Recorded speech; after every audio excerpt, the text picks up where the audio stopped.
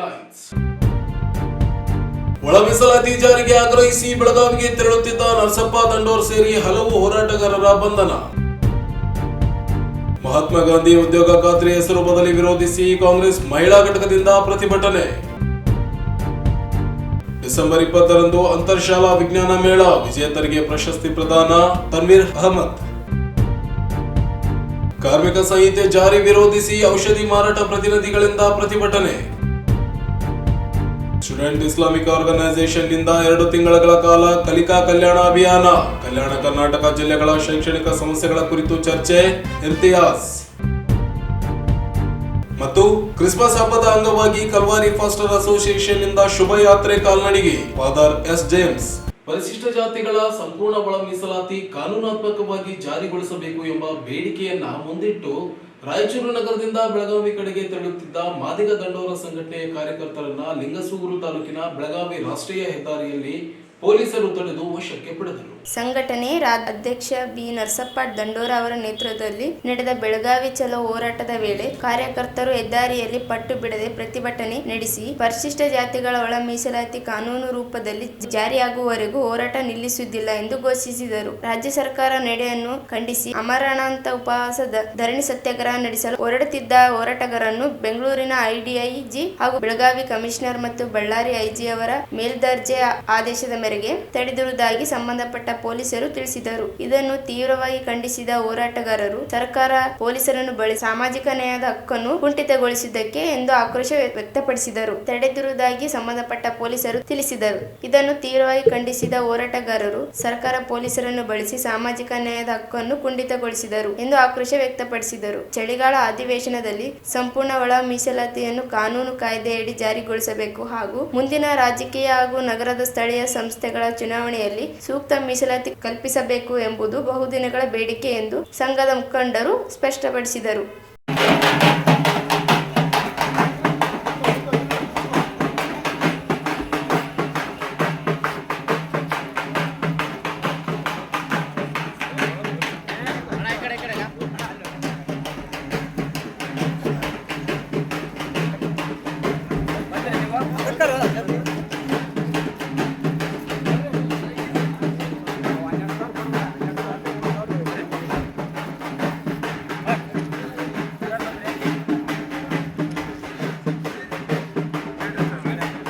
ದಂಡೋರ ರಾಜ್ಯಾಧ್ಯಕ್ಷರಾದ ನರಸಪ್ಪ ಅವರಿಗೆ, ಮಾದಿಗ ದಂಡೋರ ರಾಜ್ಯಾಧ್ಯಕ್ಷರಾದ ನರಸಪ್ಪನವರಿಗೆ, ಮಾದಿಗ ದಂಡೋರ ರಾಜ್ಯಾಧ್ಯಕ್ಷರಾದ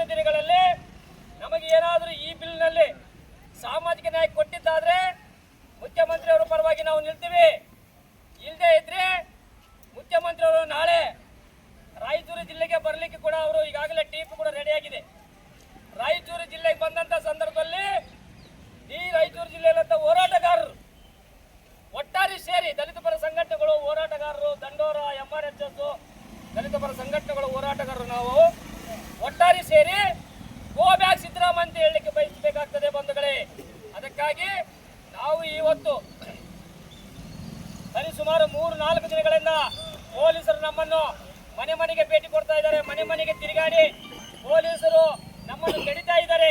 ಇದು ದುರುದ್ದೇಶ. ಇದು ಪ್ರಜಾಪ್ರಭುತ್ವ ವ್ಯವಸ್ಥೆಯಲ್ಲಿ ಪ್ರತಿಯೊಬ್ಬ ನಾಗರಿಕನಿಗೆ ಹೋರಾಟ ಮಾಡುವಂತ ಹಕ್ಕಿದೆ. ಡಾಕ್ಟರ್ ಬಾಬಾ ಸಾಹೇಬ್ ಅಂಬೇಡ್ಕರ್ ಕೊಟ್ಟಂತಹ ಹಕ್ಕಿನ ಒಂದು ತತ್ವ ಸಿದ್ಧಾಂತದಲ್ಲಿ ನಾವು ಹೋರಾಟವನ್ನು ಮಾಡ್ತಾ ಇದ್ದೀವಿ ಬಂಧುಗಳೇ. ಇಲ್ಲದೆ ಇದ್ರೆ ನಾವು ಯಾರು ನಮ್ಮ ಪೊಲೀಸರು ನಮ್ಮ ಶತ್ರುಗಳಲ್ಲ. ಪೊಲೀಸರು ನಮ್ಮ ಅಣ್ಣ ತಮ್ಮಂದ್ರೆ, ನಮ್ಮ ಅಣ್ಣ ತಮ್ಮಂದ್ರು ಚೂ ಬಿಟ್ಟು ನಮಗೆ ಇವತ್ತು ತಡಿತಾ ಇದ್ದಾರೆ. ಒಂದ್ ಕಡೆ ನೋವು ಆಗ್ತಾ ಇದೆ. ಹಾಗಾಗಿ ಇವತ್ತು ನಮ್ಮನ್ನು ಇಲ್ಲಿ ಬಂಧಿಸಿದ್ರೆ ಪರವಾಗಿಲ್ಲ, ಇಡೀ ರಾಜ್ಯದ ಎಲ್ಲ ಜಿಲ್ಲೆಗಳಲ್ಲಿ ಬಂಧಿಸಿರುವಂತಹ ಹೋರಾಟಗಾರನ ತಕ್ಷಣ ಬೇಸರತ್ತಿ ಬೆಂಬಲದಿಂದ ಬೇಸರತ್ತಿ ಬೇಲಿ ಮೇಲೆ ಬಿಡುಗಡೆ ಮಾಡ್ಬೇಕಂತ ನಮ್ಮ ಒತ್ತಾಯ. ಯಾಕಂತಂದ್ರೆ ಇದು ಸಾಮಾಜಿಕ ನ್ಯಾಯ. ನಾವು ಯಾರು ವಿರುದ್ಧನಲ್ಲ, ಯಾವ ಸಮಾಜದ ವಿರುದ್ಧನೂ ಅಲ್ಲ. ಹಾಗಾಗಿ ಇವತ್ತು ಮಾದಿಗ ದಂಡವರ ಮಂದಕೃಷ್ಣ ಅವರ ನಾಯಕತ್ವದಲ್ಲಿ ಸುದೀರ್ಘ 35 ವರ್ಷಗಳ ಹೋರಾಟವನ್ನು ಮಾಡಿ ಈಗಾಗಲೇ ತೆಲಂಗಾಣ ರಾಜ್ಯ ಸರ್ಕಾರ ಅಲ್ಲಿ ಬಿಲ್ ಪಾಸ್ ಆಗಿದೆ. ಅಲ್ಲಿ ರೇವಂತ್ ರೆಡ್ಡಿ ಸರ್ಕಾರ, ಕಾಂಗ್ರೆಸ್ ಸರ್ಕಾರ ಅಲ್ಲಿ ಒಳ ಮೀಸಲಾತಿ ಜಾರಿ ಮಾಡಿದೆ. ಪಕ್ಕದ ರಾಜ್ಯದಲ್ಲಿ ಆಂಧ್ರ ಪ್ರದೇಶದಲ್ಲಿ ಚಂದ್ರಬಾಬು ನಾಯ್ಡು ಸರ್ಕಾರ ಅಲ್ಲಿ ಒಳ ಮೀಸಲಾತಿ ಜಾರಿಯಾಗಿದೆ. ಅದೇ ರೀತಿ ಹರಿಯಾಣ ರಾಜ್ಯದಲ್ಲಿ ನಾಯಬ್ ಸಿಂಗ್ ಜವಾನ್ ಅಂತೇಳಿ ಅವರು ಮುಖ್ಯಮಂತ್ರಿ, ಅವರ ನಾಯಕತ್ವದಲ್ಲಿ ಕೂಡ ಬಿಲ್ ಜಾರಿಯಾಗಿದೆ. ಹಾಗಾಗಿ ಇವತ್ತು ಕರ್ನಾಟಕ ರಾಜ್ಯದಲ್ಲಿ ಕೂಡ ಹಣ ಕೇಳ್ರಿ, ಕರ್ನಾಟಕ ರಾಜ್ಯದಲ್ಲಿ ಉದ್ದೇಶಪೂರ್ವಕವಾಗಿ ಮಾದಿಗರನ್ನ ತುಳಿಯುವಂತ ಸರ್ಕಾರ ಅದು ಕಾಂಗ್ರೆಸ್ ಸರ್ಕಾರ ಅಂತ ಹೇಳಲಿಕ್ಕೆ ನಾನು ಬಯಸ್ತಾ ಇದ್ದೀನಿ. ಕಾಂಗ್ರೆಸ್ ಸರ್ಕಾರಕ್ಕೆ ಧಿಕ್ಕಾರ.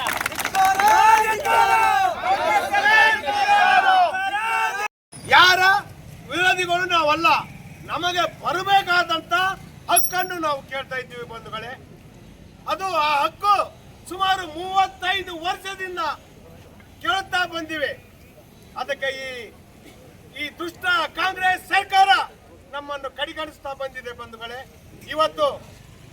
ಇವತ್ತು ಈ ಅಧಿವೇಶನ ಸಂಬಂಧಪಟ್ಟಂಗೆ 31 ಜಿಲ್ಲೆಗಳಲ್ಲಿ ನಮ್ಮೆಲ್ಲ ಸಮಿತಿ, ನಮ್ಮೆಲ್ಲ ಕಾರ್ಯಕರ್ತಗಳನ್ನ ಅಲ್ಲಲ್ಲಿ ಆ ಜಿಲ್ಲೆಯಲ್ಲಿ ಬಂಧಿಸಿದ್ದಾರೆ.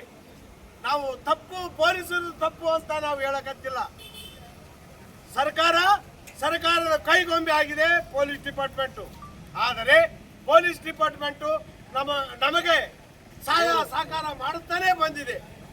ಈ ಸಂದರ್ಭದಲ್ಲಿ ಪೊಲೀಸ್ ಡಿಪಾರ್ಟ್ಮೆಂಟ್ಗೆ ನಾವು ಕೃತಜ್ಞತೆಯನ್ನು ಹೇಳಕ್ಕೆ ಇಷ್ಟಪಡ್ತೀನಿ ಬಂಧುಗಳೇ. ಮುಂದಿನ ದಿನಗಳಲ್ಲಿ ಆದಷ್ಟು ಬೇಗ ಇವತ್ತು ಬಿಲ್ ಪಾಸ್ ಆಗ್ತಾ ಇದೆ. ಮುಖ್ಯಮಂತ್ರಿ ಸಿದ್ದರಾಮಯ್ಯ ಅವರು ಈ ಬಿಲ್ ಪಾಸ್ ಮಾಡಿದರೆ ಪ್ರತಿಯೊಬ್ಬರ ಮನೆಯಲ್ಲಿ ಅಂಬೇಡ್ಕರ್ ಫೋಟೋನ, ಅದರ ಜೊತೆಗೆ ಸಿದ್ದರಾಮಯ್ಯನ ಫೋಟೋ ನಾವು ಹಾಕ್ತೀವಂತ ಈ ಸಂದರ್ಭದಲ್ಲಿ ಹೇಳ್ತಾ ನನ್ನ 2 ಮಾತುಗಳನ್ನು ಮುಗಿಸ್ತೇನೆ. ಜೈ ಮಾದಿಗ, ಜಾರಿಯಾಗಲಿ. ಒಳ ಮೀಸಲಾತಿಯನ್ನು ಜಾರಿ ಮಾಡಿರುವಂತಹ ಕಾಂಗ್ರೆಸ್ ಸರ್ಕಾರಕ್ಕೆ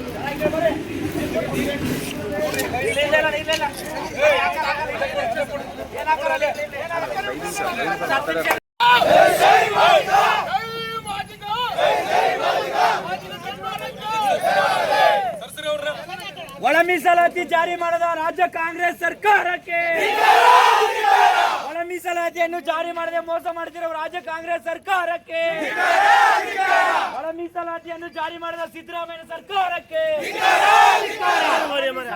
ಜಾರಿ ಮಾಡದೆ ಮೋಸ ಮಾಡುತ್ತಿರುವ ರಾಜ್ಯ ಕಾಂಗ್ರೆಸ್ ಸರ್ಕಾರಕ್ಕೆ, ಒಳ ಮೀಸಲಾತಿಯನ್ನು ಜಾರಿ ಮಾಡದ ರಾಜ್ಯ ಸರ್ಕಾರಕ್ಕೆ, ಸಿದ್ದರಾಮಯ್ಯ ಸರ್ಕಾರಕ್ಕೆ, ಸಿದ್ದರಾಮಯ್ಯ ಸರ್ಕಾರಕ್ಕೆ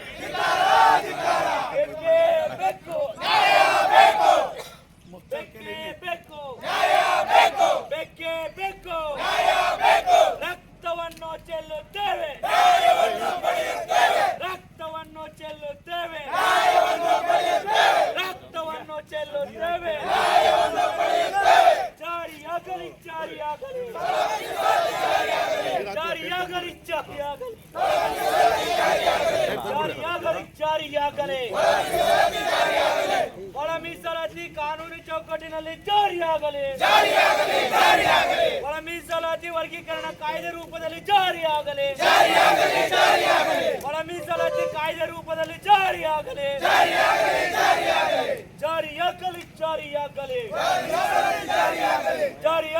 ಜಾರಿಯಾಗಲಿ. ಬೇಕೇ ಬೇಕು. ಬೇಕೇ ಬೇಕು.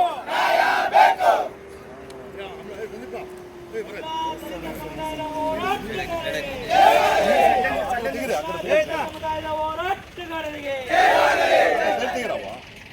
ಕಾನೂನಂತೆ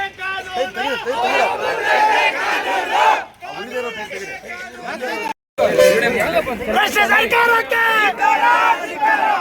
ಸರ್ಕಾರಕ್ಕೆ ಬೇಕೇ ಬೇಕು.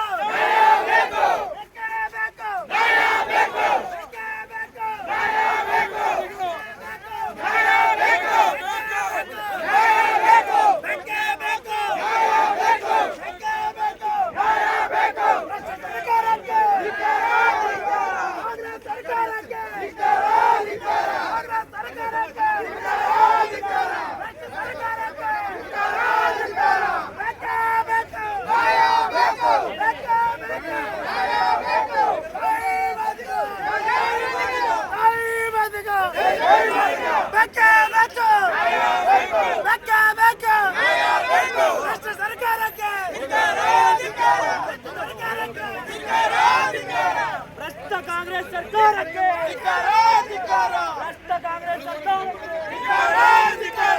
ಸಂಪೂರ್ಣ ಒಳ ಮೀಸಲಾತಿ ಜಾರಿ ಆಗಲೇಬೇಕು.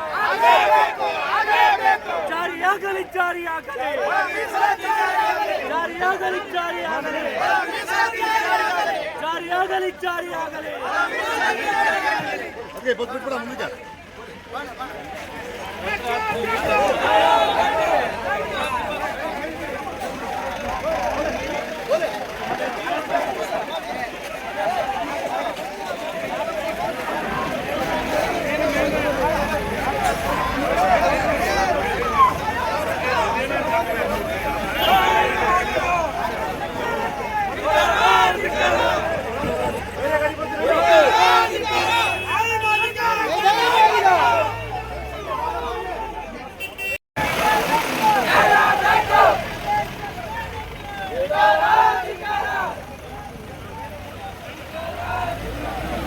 ಈ ಹೋರಾಟದಲ್ಲಿ ರಜಿತ್ ದಂಡೋರ, ಕಾಶಪ್ಪ ಹೆಗ್ಗರಣೆ, ಗಂಗಣ್ಣ ಸಿದ್ದಪುರ, ದುಳ್ಳೆಯ ಗುಂಜಳ್ಳಿ, ಜಗರಪ್ಪ ಅಂಚಿನಾಳ, ಭೀಮೇಶ್ ತುಂಟಪುರ, ಯಲ್ಲಪ್ಪ ಸೇರಿದಂತೆ ನೂರಾರು ಹೋರಾಟಗಾರರು ಭಾಗವಹಿಸಿದ್ದರು. ಮನರೇಗಾ ಯೋಜನೆ ಹೆಸರನ್ನ ವಿಬಿಜಿ ರಾಮ್ಜಿ ಅಂತ ಬದಲಾವಣೆ ಮಾಡುತ್ತಿರುವ ಕೇಂದ್ರ ಬಿಜೆಪಿ ಸರ್ಕಾರದ ನಡೆಯನ್ನ ಖಂಡಿಸಿ ಜಿಲ್ಲಾ ಮಹಿಳಾ ಕಾಂಗ್ರೆಸ್ ವತಿಯಿಂದ ನಗರದ ಡಾಕ್ಟರ್ ಬಿಆರ್ ಅಂಬೇಡ್ಕರ್ ವೃತ್ತದಲ್ಲಿ ಪ್ರತಿಭಟನೆ ನಡೆಸಲಾಯಿತು.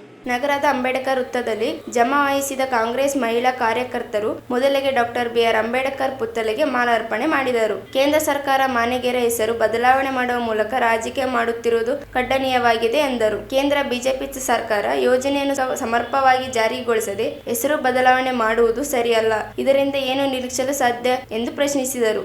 ಕಾಂಗ್ರೆಸ್ ಮಹಿಳಾ ಘಟನಾ ಜಿಲ್ಲಾಧ್ಯಕ್ಷೆ ನಿರ್ಮಲಾ ಬೆಣ್ಣೆ ಮಾತನಾಡಿ, ಬಿಜೆಪಿ ಸರ್ಕಾರ ಒಡೆದು ಆಳುವ ಸಂಪ್ರದಾಯವನ್ನು ತಂದಿದ್ದಾರೆ. ಮನಮೋಹನ್ ಸಿಂಗ್ ನೇತೃತ್ವದಲ್ಲಿ ಯುಪಿಎ ಸರ್ಕಾರ ಮನರೇಗಾ ಯೋಜನೆ ಜಾರಿಗೆ ತಂದಿತ್ತು. ನರೇಂದ್ರ ಮೋದಿಜಿಯವರು ಬಂದ ಮೇಲೆ ಹೆಸರು ಬದಲಾವಣೆ ಮಾಡುತ್ತಿದ್ದಾರೆ. ಸ್ವಾತಂತ್ರ್ಯ ಹೋರಾಟ ಮಾಡಿದವರ ಹೆಸರನ್ನು ತೆಗೆಯುವ ಕೆಲಸ ಆಗುತ್ತಿದೆ ಎಂದು ಆಕ್ರೋಶ ವ್ಯಕ್ತಪಡಿಸಿದರು. 50 ವರ್ಷ ನಾವು ಆಡಳಿತ ಮಾಡಿದರೂ ಯಾವುದೇ ಬದಲಾವಣೆ ಮಾಡಿಲ್ಲ. ಕೇಂದ್ರದಲ್ಲಿ ಬಿಜೆಪಿಯವರಿಗೆ ಅಧಿಕಾರ ಶಾಶ್ವತ ಅಲ್ಲ. ಹೆಸರು ಬದಲಾವಣೆ ಮಾಡುವುದು ಯೋಗ್ಯವಲ್ಲ.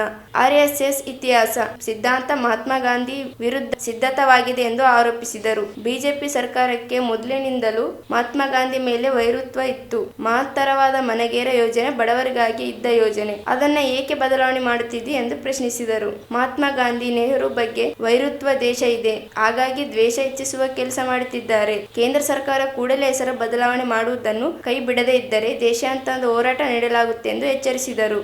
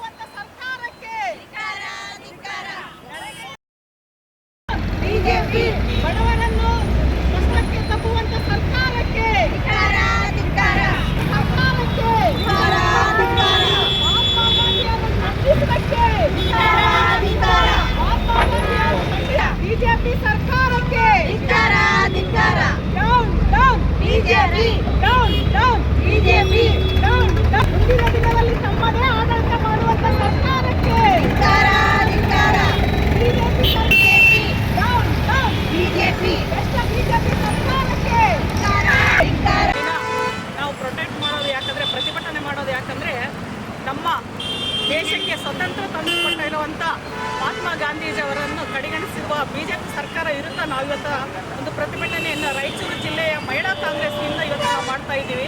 ಯಾಕಂದರೆ ನರೇಗಾ ಯೋಜನೆ ನಮ್ಮ ಸರ್ಕಾರನೇ ಮಾಡಿರೋದು, ಇಂದಿರಾ ಗಾಂಧಿ ಅವರು ಅದನ್ನು ಮಹಾತ್ಮ ಗಾಂಧಿ ನರೇಗಾ ಯೋಜನೆ ಅಂತೇಳಿ ಮಾಡ್ತಿದ್ರು. ಅದನ್ನು ಇವತ್ತು ಬಿಜೆಪಿ ಸರ್ಕಾರ ತಮ್ಮ ಒಂದು ಅಧಿಕಾರದ ಒಂದು ದುರುಪಯೋಗ ಮಾಡ್ಕೊಂತಿದ್ದಾರೆ. ಯಾಕಂದರೆ ಅದನ್ನು ಗಾಂಧೀಜಿ ಅನ್ನೋ ಹೆಸರನ್ನು ಕಿತ್ತಿ RSSನ ಒಂದು ಅಡಿಯಲ್ಲಿ ಮಾಡುವಂಥ ಒಂದು ಕೆಲಸವನ್ನು ನಮ್ಮ ಬಿಜೆಪಿ ಸರ್ಕಾರ ಇವತ್ತು ಮಾಡ್ತಾ ಇದೆ. ಯಾಕೆ ಮಹಾತ್ಮ ಗಾಂಧಿ ಅವರು ಯಾಕೆ ಚೇಂಜ್ ಮಾಡಬೇಕು? ಇದಕ್ಕೆಲ್ಲ ಯಾವ ಅಧಿಕಾರ ಇದೆ ಅಂತೇಳಿ ಹಿಟ್ಲರ್ ರಾಜಕೀಯನ ಇವತ್ತು ಮಾಡ್ತಾ ಇದ್ದಾರೆ. ಇವತ್ತಿನ ದಿನ ಮಹಾತ್ಮ ಗಾಂಧೀಜಿಯವರು ನಮಗೆ ದೇಶಕ್ಕೆ ಒಂದು ಸ್ವತಂತ್ರ ತಂದು ಕೊಟ್ಟದ್ದು ಅಲ್ಲದೆ ಇವತ್ತು ನಾವು ನೋಡ್ತಾ ಇರ್ಬೋದು ಎಲ್ಲ ಒಂದು ಇವತ್ತು ನಾವೇನು ಬಳಸುವಂಥ ನೋಟ್ ಕರೆನ್ಸಿ ಏನಿದೆಯಲ್ಲ ಅದ್ರ ಮೇಲೂ ಸಹ ಮಹಾತ್ಮ ಗಾಂಧೀಜಿಯವರ ಚಿತ್ರವನ್ನು ಇದೆ.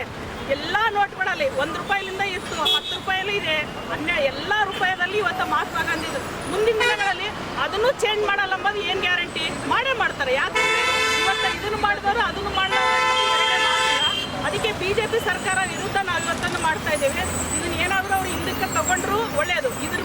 ಇವತ್ತೇನಾದರೂ ಅವರು ಸದನದಲ್ಲಿ ಇದೇ ರೀತಿಯನ್ನು ಮುಂದುವರಿಸಿದ್ರೆ ನಾವು ಡೆಲ್ಲಿ ಮಟ್ಟದಲ್ಲಿ ಹೋಗಿ ನಮ್ಮ ಎಲ್ಲ ನಾಯಕರ ಜೊತೆಯಲ್ಲಿ ನಾವು ಸಹ ಇವತ್ತು ಮಧ್ಯದಲ್ಲಿ ಪ್ರತಿಭಟನೆ ಮಾಡಬೇಕಂತೇಳಿ ನಾವೆಲ್ಲರೂ ಕಾಂಗ್ರೆಸ್ಸಿನ ಎಲ್ಲ ಸದಸ್ಯರು, ಅದರ ಜೊತೆ ಸ್ಟೇಟ್ ಕಾಂಗ್ರೆಸ್ ಎಲ್ಲ ಯೂತ್ ಇರ್ಬೋದು, ಎಲ್ಲ ಡೆಲ್ಲಿನ ಸದಸ್ಯರು, ಅಧ್ಯಕ್ಷರು ಎಲ್ಲರೂ ಹೋಗಿ ನಾವು ಪ್ರೊಟೆಕ್ಟ್ ಮಾಡೋಣ ಅಂತೇಳಿ ನಮ್ಮ ಒಂದು ಅನಿಸಿಕೆ. ಅದು ಮಾಡೇ ಮಾಡ್ತೇವೆ. ಇದನ್ನ ಕೈ ಬಿಟ್ಟರೆ ಬಿಜೆಪಿಗೆ ಒಂದು ಒಳ್ಳೆ ಭವಿಷ್ಯ ಅಂತೇಳಿ ನಾನು ಹೇಳಕ್ಕೆ ಇಷ್ಟಪಡ್ತೀನಿ. ನಮಸ್ಕಾರ. ಈ ಸಂದರ್ಭದಲ್ಲಿ ವಂದನಾ, ಅಮೀನಾ ಬೇಗಂ, ಕವಿತಾ, ಪಿ ಸುರೇಖಾ, ಮಹಾದೇವಿ, ನಾಗಲಕ್ಷ್ಮಿ, ಆರತಿ, ರೆಹನಾ ಬೇಗಂ ಸೇರಿದಂತೆ ಅನೇಕರು ಉಪಸ್ಥಿತರಿದ್ದರು.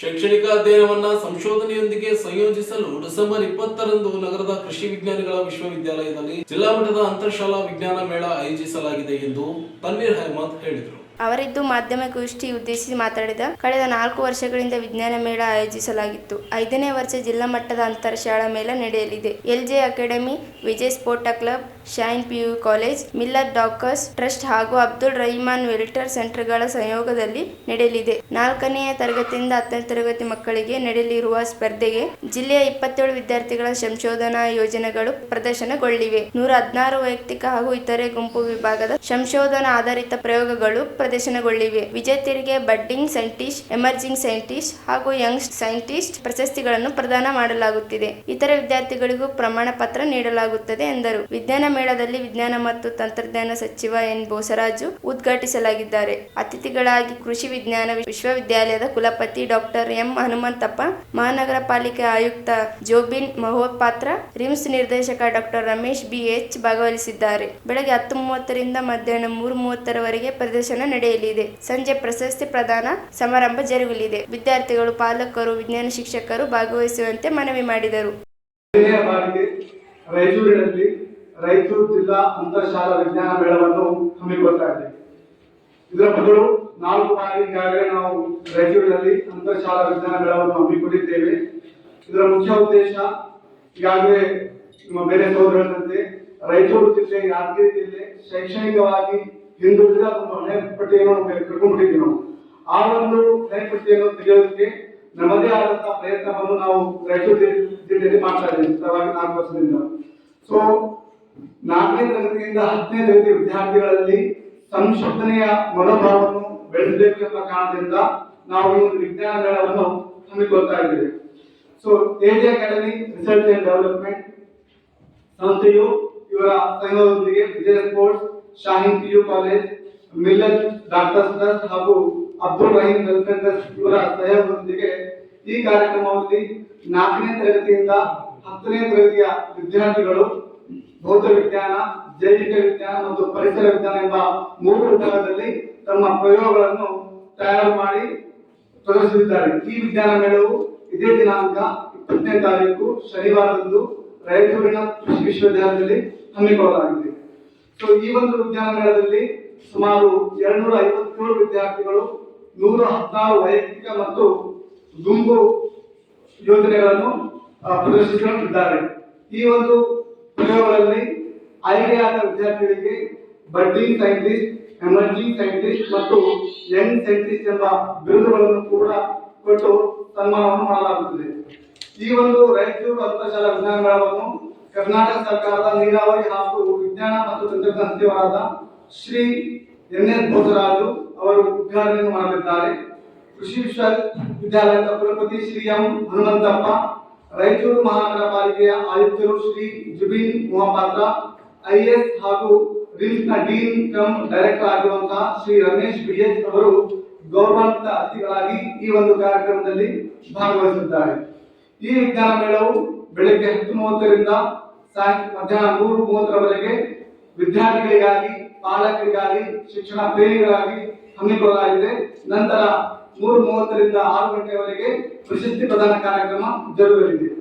ಈ ಒಂದು ಕಾರ್ಯಕ್ರಮದಲ್ಲಿ ಶಿಕ್ಷಣ ಪ್ರೇಮಿಗಳು, ವಿದ್ಯಾರ್ಥಿಗಳು ಮತ್ತು ಉಪನ್ಯಾಸಕರು ಭಾಗವಹಿಸಿ ಈ ಒಂದು ವಿದ್ಯಾರ್ಥಿಗಳಿಗೆ ಪ್ರೇರಣೆ ನೀಡಬೇಕಾಗಿ ನಾವು ಏರಿಯಾ ಅಕಾಡೆಮಿ ಗೌರವದಿಂದ ವಿನಂತಿಸಿಕೊಳ್ಳುತ್ತೇವೆ. ಈ ಸಂದರ್ಭದಲ್ಲಿ ಏಜೆ ಅಕಾಡೆಮಿಯ ಮೊಹಮ್ಮದ್ ಅಬ್ದುಲ್ ಜವಾದ್, ಮೊಹಮ್ಮದ್ ಸೋಹಿಲ್, ಸಾದ್ ಮನಿಯಾರ, ಸಯೀದ್, MA ಮತೀನ್ ರಾಮಿ ಇದ್ದರು. ಕೇಂದ್ರ ಸರ್ಕಾರ ಏಕಪಕ್ಷೀಯವಾಗಿ 4 ಕಾರ್ಮಿಕ ಸಂಹಿತೆಗಳನ್ನ ಜಾರಿಗೆ ತಂದಿದ್ದು ಕಾರ್ಪೊರೇಟ್ ಪರವಾದ ನೀತಿಯಾಗಿದೆ ಮತ್ತು ಕಾರ್ಮಿಕ ವಿರೋಧಿ ನಡೆಯಾಗಿದೆ. ಕೂಡಲೇ ಕೇಂದ್ರ ಸರ್ಕಾರ ಕಾರ್ಮಿಕ ವಿರೋಧಿ ಸಂಹಿತೆಗಳನ್ನ ವಾಪಸ್ ಪಡೆಯಬೇಕೆಂದು ಕರ್ನಾಟಕ ರಾಜ್ಯ ವೈದ್ಯಕೀಯ ಮತ್ತು ಮಾರಾಟ ಪ್ರತಿನಿಧಿಗಳ ಸಂಘವು CITU ನೇತೃತ್ವದಲ್ಲಿ ಪ್ರತಿಭಟನೆ ನಡೆಸಿತು. ನಗರದ ಟಿಪ್ಪು ಸುಲ್ತಾನ್ ಉದ್ಯಾನವನದಲ್ಲಿ ಪ್ರತಿಭಟನೆ ನಡೆಸಿದ ಅವರು ಕೇಂದ್ರೀಯ ಟ್ರೇಡ್ ಯೂನಿಯನ್, ಸ್ವಾತಂತ್ರ್ಯ ಕೈಗಾರಿಕಾ ಫೌಂಡೇಶನ್ಗಳ ಮತ್ತು ದೇಶದ ಲಕ್ಷಾಂತರ ಕಾರ್ಮಿಕರು ವಿರೋಧದ ಮಧ್ಯೆಯೂ ಕೇಂದ್ರದ ಮೋದಿ ನೇತೃತ್ವದಲ್ಲಿ ಸರ್ಕಾರ ನವೆಂಬರ್ 21ರಂದು 4 ಕಾರ್ಮಿಕ ಸಂಹಿತೆಗಳನ್ನು ಜಾರಿಗೆ ತಂದಿತು. ಈ ಕುರಿತು ದೇಶಾದ್ಯಂತ ಪ್ರತಿಭಟನೆಗಳು ನಡೆಯಲಿವೆ. ಕೇಂದ್ರ ಸರ್ಕಾರ ಸಂಹಿತೆಗಳನ್ನು ವಾಪಸ್ ಪಡೆಯದೆ ಕಾರ್ಮಿಕ ವಿರೋಧಿ ನಡೆಯನ್ನು ಅನುಸರಿಸುತ್ತಿದೆ. ಜೊತೆಗೆ ಕಾರ್ಪೊರೇಟರ್ ಪರವಾದ ಆಡಳಿತಕ್ಕೆ ಮುಂದಾಗಿದೆ ಎಂದು ಆರೋಪಿಸಿದರು. ಚುನಾವಣೆಯ ಬಾಂಡ್ ಹೆಸರಿನಲ್ಲಿ ಸಾವಿರಾರು ಕೋಟಿ ಹಣ ಪಡೆದ ಕೇಂದ್ರ ಸರ್ಕಾರ ಕಾರ್ಪೊರೇಟ್ ಕಂಪನಿಗಳ ಋಣ ತೀರಿಸಲು ಈ ರೀತಿಯ ಕೃತ್ಯಕ್ಕೆ ಮುಂದಾಗಿದ್ದು, ಇದರಿಂದ ಕಾರ್ಮಿಕರ ಬದುಕು ಸಂಕಷ್ಟಕ್ಕೆ ಸಿಲುಕಿದೆ ಎಂದರು. ಮುಖ್ಯವಾಗಿ ಔಷಧ ಮತ್ತು ಮಾರಾಟ ಪ್ರತಿನಿಧಿಗಳ ರಕ್ಷಣೆಗಿರುವಂತಹ ಅಧಿನಿಯಮಗಳನ್ನು, ಕಾನೂನುಗಳನ್ನು ರದ್ದುಗೊಳಿಸಲು ಅವರ ಅಭದ್ರಕ್ಕೆ ಕಾರಣವಾಗುವ ಕಾರ್ಮಿಕರ ಸಂಹಿತೆಗಳನ್ನು ಜಾರಿಗೆ ತಂದಿದೆ. ಮತ್ತೊಂದೆಡೆ ಕಾರ್ಮಿಕರ ಇಂತಹ ಕ್ಲಿಷ್ಟಕರ ಪರಿಸ್ಥಿತಿಯನ್ನು ನೋಡುತ್ತಿರುವ ರಾಜ್ಯ ಸರ್ಕಾರ ರಾಜ್ಯದಲ್ಲಿ ಈ ಸಂಹಿತೆಗಳನ್ನು ಜಾರಿಗೆ ತರುವುದಿಲ್ಲ ಎಂದು ಭರವಸೆಯನ್ನು ನೀಡದೆ ರಾಜ್ಯ ಸರ್ಕಾರವು ಕಾರ್ಪೊರೇಟ್ ಕಂಪನಿಗಳ ಪರವಾಗಿದೆ ಎಂಬುದನ್ನು ಸ್ಪಷ್ಟವಾಗಿದೆ ಎಂದು ಆಕ್ರೋಶ ವ್ಯಕ್ತಪಡಿಸಿದರು. ಕೂಡಲೇ ಕೇಂದ್ರ ಸರ್ಕಾರ 4 ಕಾರ್ಮಿಕ ಸಂಹಿತೆಗಳನ್ನು ವಾಪಸ್ ಪಡೆಯಬೇಕು. ರಾಜ್ಯ ಸರ್ಕಾರ ರಾಜ್ಯದಲ್ಲಿ ಸಂಹಿತೆಗಳನ್ನು ಜಾರಿಗೆ ತರುವುದಿಲ್ಲ ಎಂದು ಅಭಯವನ್ನು ನೀಡಿ ಕಾರ್ಮಿಕರಿಗೆ ಧೈರ್ಯ ತುಂಬಲು ಮುಂದಾಗಬೇಕು ಎಂದು ಒತ್ತಾಯಿಸಿದರು. ಕಾರ್ಮಿಕರ ಹಕ್ಕುಗಳನ್ನು ಕಸಿಯುತ್ತಿರುವ ಕೇಂದ್ರ ಸರ್ಕಾರಕ್ಕೆ ಧಿಕ್ಕಾರ. ಪರಿಗಣಿಸದ ಕೇಂದ್ರ ಸರ್ಕಾರಕ್ಕೆ ಧಿಕ್ಕಾರ. ಏಕಪಕ್ಷೀಯವಾಗಿ 4 ಲೇಬರ್ ಕೋಡ್ಗಳನ್ನು ಜಾರಿ ಮಾಡಿರುವ ಕೇಂದ್ರ ಸರ್ಕಾರಕ್ಕೆ ಧಿಕ್ಕಾರ. ಕೇಂದ್ರ ಸರ್ಕಾರದ ಸರ್ವಾಧಿಕಾರಿ ಧೋರಣೆಗೆ ಧಿಕ್ಕಾರ. SPF ನಮ್ಮ ಮಿನಿಮಮ್ ವೇಜಸ್ ಜಾರಿ. ನಮ್ಮ ಪ್ರತಿಭಟನೆಯನ್ನು ಹತ್ತಿಕ್ಕುವಂತಹ ಕಾರ್ಮಿಕ ಸಂಘಟನೆಯನ್ನು ಹತ್ತಿಕ್ಕುವಂತ ಕಾರ್ಮಿಕ ಇಲಾಖೆಗಳನ್ನು ಭ್ರಷ್ಟರನ್ನಾಗಿ ಮಾಡಿರತಕ್ಕಂಥ ಕೇಂದ್ರ ಸರ್ಕಾರಕ್ಕೆ ಧಿಕ್ಕಾರ. ನಮ್ಗೆ ಎಷ್ಟು ಲೇಬರ್ ಕೋಡ್ಗಳಿದ್ದಾವೆ ಅಂತ ಮೋಸ್ಟ್ ಆಫ್ ನಮ್ಗೆ ಕಾಂಗ್ರೆಸ್ಗೆ ಗೊತ್ತಿಲ್ಲ. ನಮಗೆ 43 ಲೇಬರ್ ಕೋಡ್ಗಳಿದ್ದಾವೆ. ಅದರಲ್ಲಿ 29 ಲೇಬರ್ ಕೋಡ್ಗಳನ್ನು ಲೇಬರ್ ಲಾಗಳನ್ನ 4 ಲೇಬರ್ ಕೋಡ್ಗಳಾಗಿ ಮಾಡಿಬಿಟ್ಟಿದ್ದಾರೆ. ಎಲ್ಲರೂ ಏನಪ್ಪ ಇದು ಲಾ ಇಂದ ಕೋಡ್ ಆದ್ರೆ ಯಾಕೆ ಸ್ಟ್ರೈಕ್ ಮಾಡ್ಲಿಕ್ಕೆ ನಾವು, ನಮಗೇನು ಮತ್ತೆ ಅದೇ ನಮ್ಮ ಲೀಡರ್ಸ್ ಎಲ್ಲ ಹೇಳಿದ್ರು ನಮಗೆ ಭಾಳ ತ್ರಾಸ ಆಗ್ತದೆ. ಒಬ್ಬರು 4 ಜನ ಕರ್ಕೊಂಡ್ ಬರ್ಬೇಕಾಗಿತ್ತು ನಾವು. ಎಲ್ಲ ಕರೆಕ್ಟ್. ಬಟ್ ಈ ಕೋಡಿಂದ ಆಗಿರೋ ಪ್ರಾಬ್ಲಮ್ ಏನು ನಮ್ಗೆ? ಈಗ ಎಲ್ಲರೂ ಆರಾಮೇ ಇದೀವಿ ನಾವು. ಅದೇ ಹೇಳ್ತಾ ಇದ್ರು ಅವ್ರು, ಪೇಪರ್ ಚೆನ್ನಾಗಿ ಬರ್ತೀವಿ, ನೀವೆಲ್ಲರೂ ಹಿಂಗೆ ಬರಬೇಕು ಅಂತ. Correct sir. ನಮ್ದು ಪೇಪರ್ಗಿಂತ ಈಗ ಎಲ್ಲರೂ ಇನ್ಶರ್ಟ್ ಮಾಡ್ಕೊಂಡಿದ್ದೀವಿ, ಎಲ್ಲರೂ ಸ್ಟಾರ್ಟ್ ಮಾಡ್ಕೊಂಡಿದ್ದೀವಿ, ಎಲ್ಲರೂ ಶೂಸ್ ಪಾಲಿಶ್ ಮಾಡ್ಕೊಂಡಿದ್ದೀವಿ, ಎಲ್ಲರೂ ಡೈಲಿ ಶೇವ್ ಮಾಡ್ತೀವಿ. So we are very polite people in the society. Medical representatives are very polite people. ನಾನು ಭಾಳ ಸಲ ಹೇಳ್ತಿರ್ತೀನಿ, ನಾವೆಲ್ಲ ಹೆಂಗಂದ್ರೆ ನಾವೇ ಗಿಫ್ಟ್ ಕೊಟ್ಟು ನಾವೇ 2 ತಾಸು ವೇಟ್ ಮಾಡಿ ನಮ್ಮ ಕಸ್ಟಮರ್ಸ್ಗೆ ಥ್ಯಾಂಕ್ ಯು ಹೇಳಿ ಬರ್ತೀವಿ. ಇಡೀ ಜಗತ್ತಿನಾಗ ನಾವು ಗಿಫ್ಟ್ ಕೊಟ್ಟು ಥ್ಯಾಂಕ್ಸ್ ಹೇಳೋ ಪ್ರೊಫೆಷನ್ ಅಂದ್ರೆ ನಮ್ದು ಒಂದೇ. ಅಂದ್ರೆ ನಮ್ದು ವೀಕ್ನೆಸ್ ಅಲ್ಲ, it is our politeness. Medical representatives are that much polite. ನಾವು ಎಲ್ರಿಗೂ ಒಳ್ಳೆದನ್ನೇ ಬಯಸ್ತೀವಿ. ಆಮೇಲೆ ನಾವು ಹೆಂಗಂದ್ರೆ ಇವತ್ತಿನ ನಮಗೆ ಸುಮಾರು ಹೋರಾಟಗಳಲ್ಲಿ ಯಾರು ನಮಗೆ ಸ್ಯಾಲ್ರಿ ಜಾಸ್ತಿ ಮಾಡ್ರಿ, ನಮಗೆ ಅಲೌನ್ಸ್ ಜಾಸ್ತಿ ಮಾಡ್ರಿ ಅಂತ ಎಂದೂ ಕೇಳಿಲ್ಲ ನಾವು. ನಮ್ದು ಡಿಮ್ಯಾಂಡ್ ಇರೋದೇನು, ಮೆಡಿಸಿನ್ ಪ್ರೈಸ್ ಕಡಿಮೆ ಮಾಡ್ರಿ. ಮೆಡಿಸಿನ್ ಪ್ರೈಸ್ ಕಡಿಮೆ ಮಾಡಿದ್ರೆ ನಮಗೆ ಟಾರ್ಗೆಟಿಗೆ ಹೊಟ್ಟು ಬೀಳ್ತದೆ. ಅದು ನಮ್ಮ ಕಾಮನ್ ಪೀಪಲ್ಗೆ ಗೊತ್ತಿಲ್ಲ. ಆದ್ರೂ ನಮ್ಮ ಡಿಮಾಂಡ್ ಈ ಸಂದರ್ಭದಲ್ಲಿ ಪ್ರಮುಖರಾದ ಗುರುರಾಜ, ತಿಮ್ಮಪ್ಪ, ರವಿ, ಕೃಷ್ಣ, ತೋಟಯ್ಯ, ಅಮರೇಶ ಪಾಟೀಲ್, ಬಸವರಾಜ್, ಮನೋಜ್, ಡಿಎಸ್ ಶರಣಬಸವ ಸೇರಿದಂತೆ ಅನೇಕರು ಉಪಸ್ಥಿತಿದ್ದರು. ಕಲ್ಯಾಣ ಕರ್ನಾಟಕದ ಶೈಕ್ಷಣಿಕ ಸಮಸ್ಯೆಗಳ ಪರಿಹಾರದ ಕುರಿತು ಸ್ಟೂಡೆಂಟ್ ಇಸ್ಲಾಮಿಕ್ ಆರ್ಗನೈಸೇಷನ್ ರಾಜ್ಯ ಘಟಕದಿಂದ ಡಿಸೆಂಬರ್ 15ರಿಂದ ಫೆಬ್ರವರಿ 15ರವರೆಗೆ 2 ತಿಂಗಳುಗಳ ಕಾಲ ಕಲಿಕಾ ಕಲ್ಯಾಣ ಶೈಕ್ಷಣಿಕ ಅಭಿಯಾನ ನಡೆಸಲು ನಿರ್ಧರಿಸಲಾಗಿದೆ ಎಂದು ಸಂಘದ ಮುಖಂಡ ಇಮ್ತಿಯಾಜ್ ಹೇಳಿದರು. ಅವರಿದ್ದು ಮಾಧ್ಯಮಗೋಷ್ಠಿ ಉದ್ದೇಶಿಸಿ ಮಾತನಾಡಿ, ಶಾಲೆಯಿಂದ ಹೊರಗುಳಿದ ಮಕ್ಕಳು, ಎಸ್ಎಸ್ಎಲ್ಸಿ ಫಲಿತಾಂಶದಲ್ಲಿ ಕುಸಿತ, ಶಿಕ್ಷಕರ ಕೊರತೆ ಸೇರಿದಂತೆ ಅನೇಕ ಸಮಸ್ಯೆಗಳು ಶಿಕ್ಷಣ ಎದುರಿಸುತ್ತಿದೆ. ಅಭಿಯಾನದಲ್ಲಿ ಶಿಕ್ಷಣ ಮಹತ್ವ ತಿಳಿಸುವುದು, ಬೀದಿ ಬದಿ ಸಭೆಗಳು ನಡೆಸಿ ಉಪನ್ಯಾಸಕ, ತರಬೇತಿ ನೀಡುವ ಉದ್ದೇಶ ಹೊಂದಲಾಗಿದೆ. ಶಾಲೆಗಳಿಗೆ ಹೋಗಿ ಸಮಸ್ಯೆಯನ್ನು ಆಲಿಸುವುದು, ಶೈಕ್ಷಣಿಕ ಸಮಸ್ಯೆಯನ್ನು ಮುಖ್ಯವಾಹಿನಿಗೆ ತರಲು ಬೇಕಾದ ಸಿದ್ಧತೆಗಳನ್ನು ಕೈಗೊಳ್ಳುವುದು, ಶಾಲಾ ಶಿಕ್ಷಣ ಅಧಿಕಾರಿಗಳು, ಶಿಕ್ಷಣ ತಜ್ಞರು ಶಿಕ್ಷಣ ಬೆಳವಣಿಗೆ ಶ್ರಮಿಸುತ್ತಿರುವುದೊಂದಿಗೆ ಸಮಾಲೋಚನೆ ನಡೆಸಲಾಗುತ್ತದೆ ಎಂದರು. ಜಿಲ್ಲಾ ಮತ್ತು ತಾಲೂಕು ಮಟ್ಟದ ಚುನಾಯಿತ ಜನಪ್ರತಿನಿಧಿಗಳಾದ ಸಂಸದರು, ಶಾಸಕರುಗಳನ್ನು ಭೇಟಿ ಮಾಡಿ ಚರ್ಚಿಸಲಾಗುತ್ತದೆ. ವೃತ್ತಿ ನಿರಂತರದಿಂದ ಮಾರ್ಗದರ್ಶನ, ಉಪನ್ಯಾಸಕ, ದಂಡು ಮೇಜಿನ ಸಭೆ ಜಿಲ್ಲಾ ಮಟ್ಟದಲ್ಲಿ ನಡೆಸಿ ಮಾಹಿತಿ ಕ್ರೋಢೀಕರಿಸಲಾಗುತ್ತದೆ ಎಂದರು.